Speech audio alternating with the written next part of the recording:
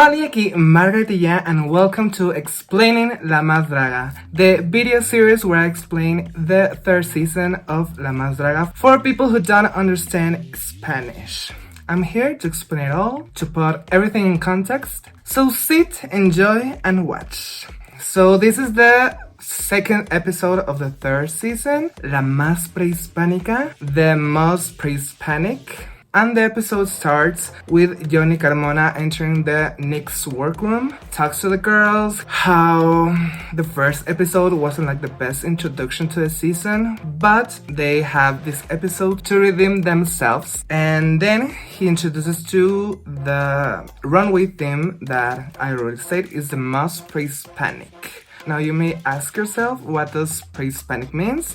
So according to the federal law in Mexico, we know pre-Hispanic as the fallen of Teotihuacan, now known as Mexico City, with the Spanish conquest in 1521. So everything before the Spanish people came and killed everybody, that's what we know as pre-Hispanic. Let's not confuse it with prehistoric. The prehistoric part is part of the pre-Hispanic, but we know it as paleontological. We know we're gonna have a few mistakes here and there. In other countries in Latin America, it's known as pre-Columbian. Not pre-Columbian, not the Colombian ones. Pre-Columbian, which means the arrival of Cristobal Colon. It's sort of the same idea. Then Johnny introduces again Pepe and Theo to the workroom because, as we know, they're kind of like the team gun figure. They're basically there to show emotional support to the girls because obviously they feel bad that the first episode wasn't the best one and the judges were a little harsh with their critiques.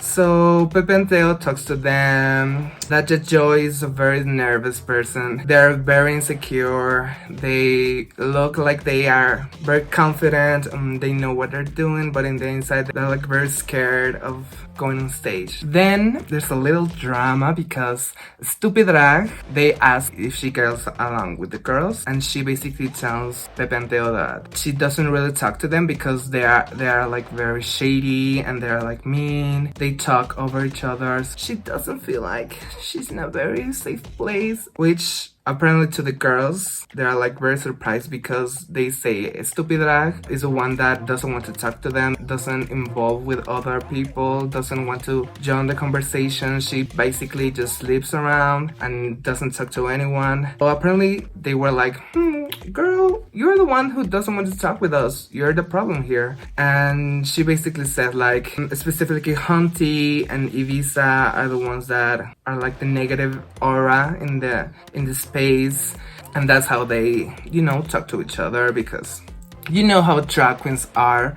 We're very shady and cunts to each other, but we love each other in the deep. And they talk about how Mista is like really shady to everyone, but they know that that's how she communicates with people. Like with Regina, since the beginning of the season, they deliver this relationship where they can be like shady and nothing happens.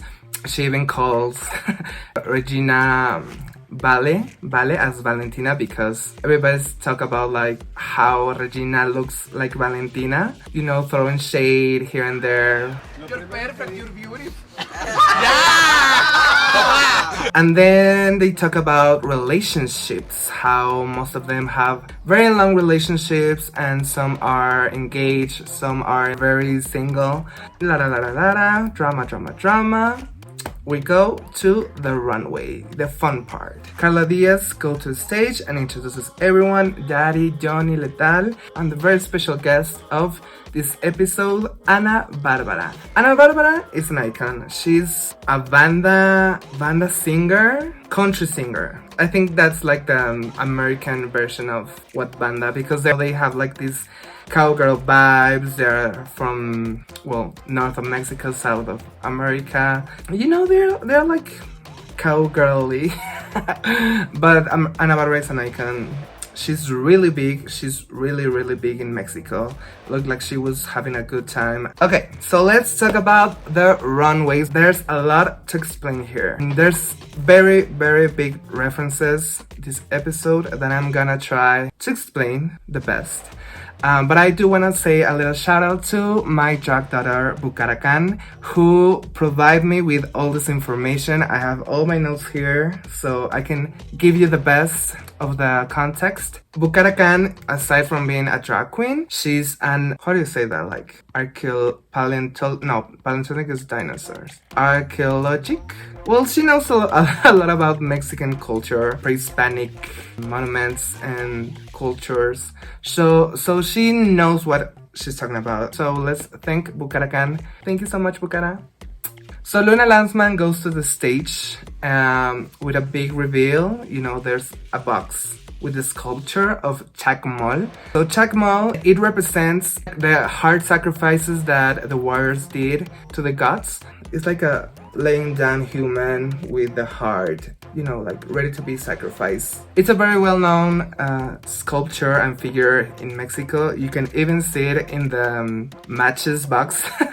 Luna did like a very simplistic representation of it. I think the entrance was amazing, but she was very critiqued because it was too simple.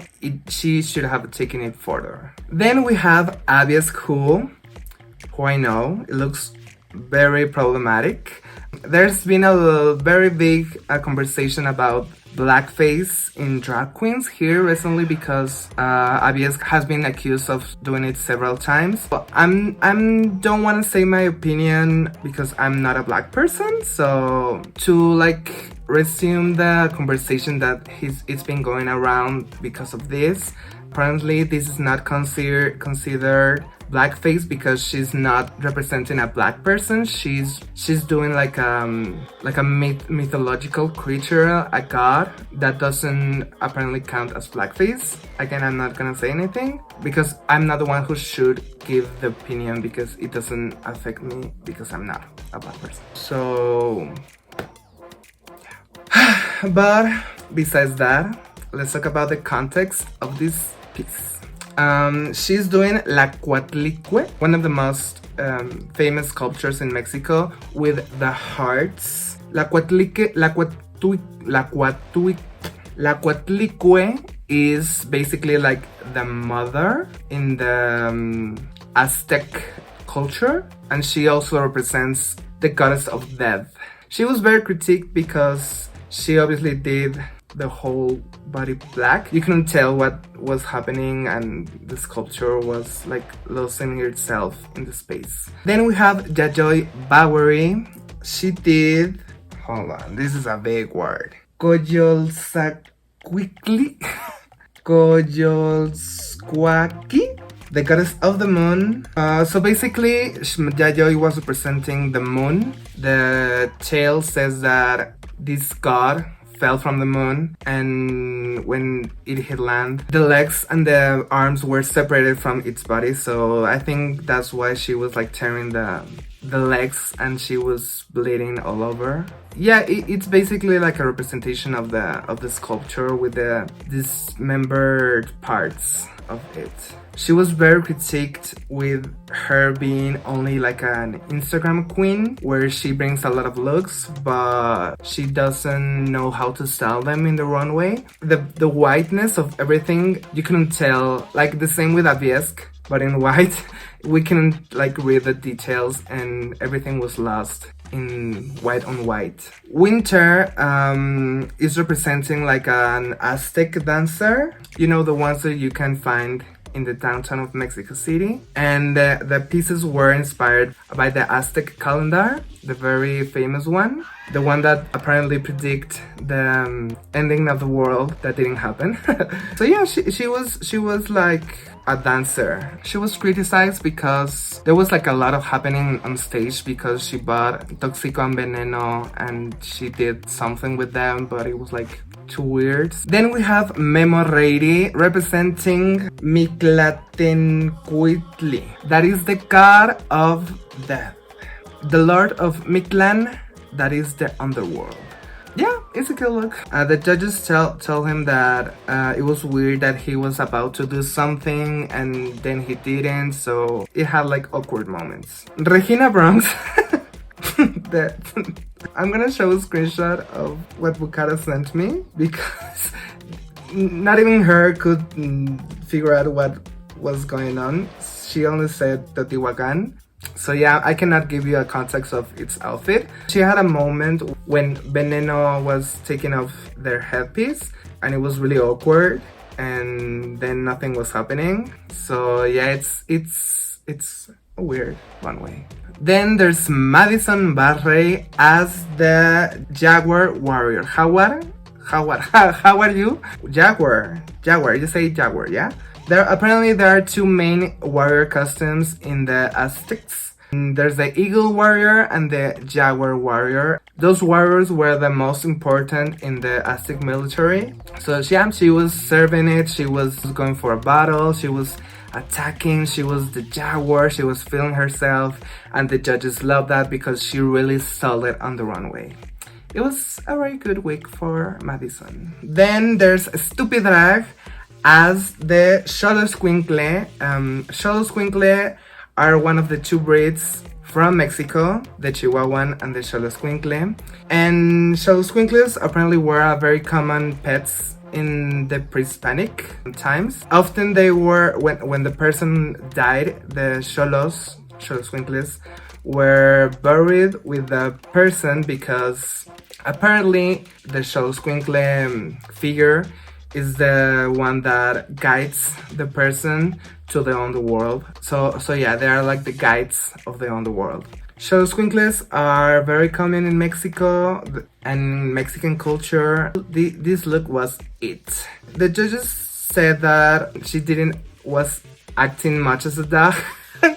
But I think it was like a very good representation of like this very, seductive figure going to the underworld and guiding the person that just died. It was one of the top looks. A very good week for a Stupid Drag. Then we have Miss Taboo, that again Bucaracan couldn't tell me exactly what it was, but apparently it was like a shaman or a pre-hispanic witch or fortune teller. I actually didn't know that existed, but apparently it does. And Missa's character she's a witch. She always says she's a witch. It was a very good mix of Missa's character and the prehistoric world. She was really selling it. It was really good. I think it was a really good week for Miss Tattoo. It was chef's kiss. Next to the stage is Raga Diamante. Raga was doing Ixchel. Ixchel is the goddess of pregnancy, love, and medicine. She was representing this pregnant woman with a very long ponytail. No, it's not a ponytail. How do you call it? With a very long hair. And apparently Ixchel has snake as a headpiece.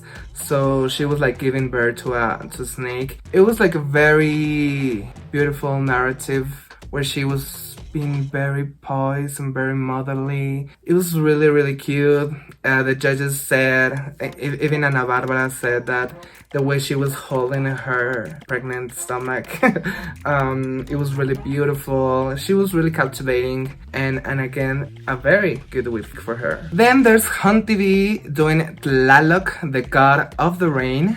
And she was doing like a representation of the sculptures found in Templo Mayor of Tlaloc. The cheeks, the colors, the fangs. It was really good. It was very pop. It was very different. It was really a standout. It was a little too simple. And the judges were saying that apparently she doesn't know how to walk in heels and she's just pretty. That's what the judges were saying. I don't agree. Ibiza Liosa was inspired by Itztlacuilquicqui. Yeah, sort of that. That is the Aztec god of punishment and justice, and it's also the god of obsidian, natural disasters, and sacrifices. And it's commonly represented with the face covered, just like Ibiza was covering her eyes. And she was very angry. She was, going for it. she was destroying the skull. It was very and that's very bizarre. Her posture wasn't the best. And yeah, she was like very, why we said tosco, that it can be like butchy, like stiff. She was, yeah, the judges were saying that. And last but not least, we have Rudy Reyes, that also was doing Tlaloc, the god of the rain. She was using the same colors as Hunt TV. She was also inspired by the very iconic Tlaloc bezel found in Templo Mayor. That is the thing that was on her back. The judges were saying like she should have painted blue because she looked Indian or something, but I don't really agree, because those were the colors that represented Tlaloc. So to me, it was like a very good representation, and she was doing it with smoke. She was very theoretical. It was a very good week, in my opinion, for Rudy Reyes.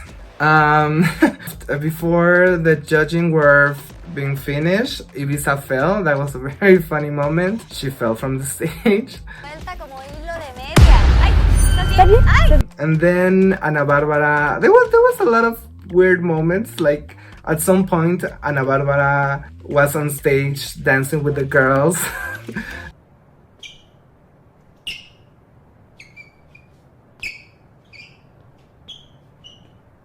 So yeah, a lot of happened before the critiques were being finished, but then the girls went off the stage and the judges delivered who they thought was la más, the best, and la menos, the worst. Actually, this time it was really quick. I appreciate that. They were like this.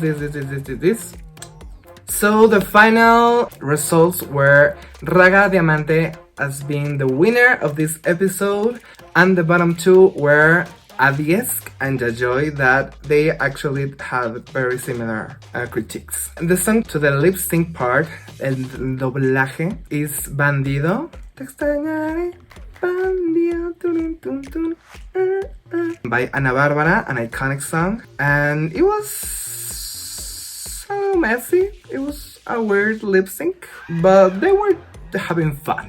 Let's just say that.